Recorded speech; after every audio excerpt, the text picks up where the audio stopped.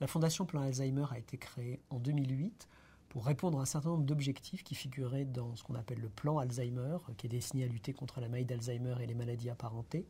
Et cette fondation est intégrée au sein de l'ITMO de neurosciences, justement pour concentrer toutes les activités de recherche, qu'elles soient d'animation, de développement de programmes de recherche, au sein d'une structure qui permet beaucoup plus d'efficacité et de souplesse dans la gestion. Ces travaux de recherche sont bien sûr supportés par des fonds relativement importants et l'objectif est finalement de mettre en place ces travaux de recherche au sein même de l'ITMO neurosciences, puisque bien sûr la maladie d'Alzheimer est une maladie neurodégénérative et qu'elle a toute sa place au sein de ce secteur d'activité.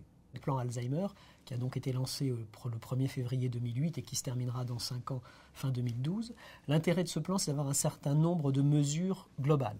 En pratique, il couvre les champs santé, les champs sociaux et les champs recherche. C'est la première fois en 20 ans qu'on a un tel plan, avec 15 mesures sur les 44 du plan qui sont dédiées à la recherche.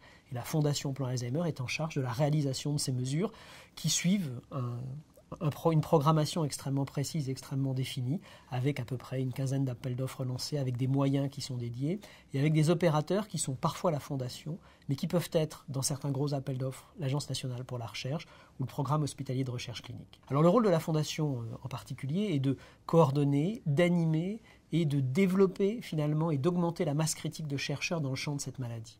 Il faut savoir qu'aujourd'hui on a des chercheurs excellents dans ce domaine, mais comparativement à des pays comme l'Allemagne ou l'Angleterre et bien sûr les États-Unis, un peu moins fréquent que ce qu'on retrouve habituellement. Donc l'idée, c'est d'intensifier ce tissu, cette masse critique, d'attirer de nouveaux chercheurs et de nouvelles technologies vers ce champ, parce qu'on souffre beaucoup dans cette affection de nouvelles hypothèses, de nouvelles approches, et les champs immunologiques, par exemple, ou certains aspects de microfluidique sont tout à fait intéressants pour étudier la maladie d'Alzheimer, et nous aimerions pouvoir attirer des chercheurs de ces différents domaines. Les actions prioritaires, elles sont relativement simples, puisqu'on a 15 mesures à réaliser dans un temps qui est extrêmement limité. C'est assez rare dans les cadres de programmation scientifique. Donc chaque mesure est suivie de manière extrêmement précise par un coordonnateur du plan, qui est Madame Florence Lussmann, et qui regarde l'état d'avancement de ces mesures. Aujourd'hui, nous avons réalisé à peu près tous les objectifs que nous devions atteindre au bout de 2 ans, en particulier l'ouverture de centres de recherche, en particulier des appels d'offres.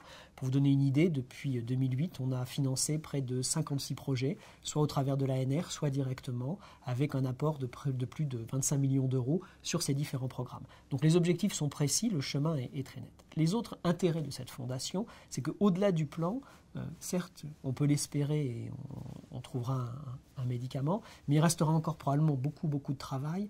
Et l'idée, c'est d'avoir une certaine pérennité de cette fondation. C'est pourquoi on a créé un conseil d'administration qui associe à la fois des partenaires du public, mais également des partenaires du privé. Et nous avons un certain nombre de fondateurs du domaine privé qui ont apporté des fonds à la fondation et qui lui permettront de continuer à vivre, même au-delà du plan, et à continuer ses travaux de recherche.